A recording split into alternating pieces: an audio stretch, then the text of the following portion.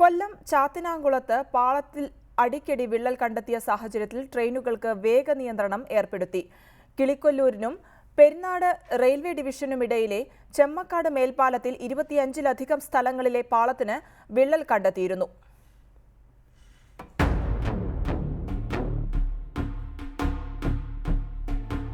തെക്കൻ കേരളത്തിൽ തുടർച്ചയായി ഉണ്ടാകുന്ന ട്രെയിൻ അപകടങ്ങളുടെ പശ്ചാത്തലത്തിൽ റെയിൽവേ എഞ്ചിനീയറിംഗ് വിഭാഗം നടത്തിയ പരിശോധനയിലാണ് കൊല്ലം ചെമ്മക്കാട് മേൽപ്പാലത്തിൽ ഗുരുതരമായ രീതിയിൽ 25 സ്ഥലങ്ങളിലധികം വിള്ളൽ കണ്ടെത്തിയത്.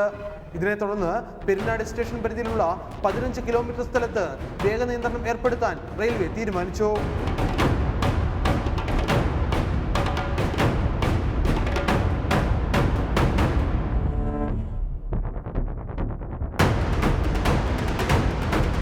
വിള്ളൽ കണ്ടെത്തിയ ഭാഗങ്ങളിലെ പാളങ്ങൾ 5 മീറ്റർ വീതം താൽക്കാലികമായി പുനഃസ്ഥാപിക്കാനാണ് റെയിൽവേ തീരുമാനിച്ചത്.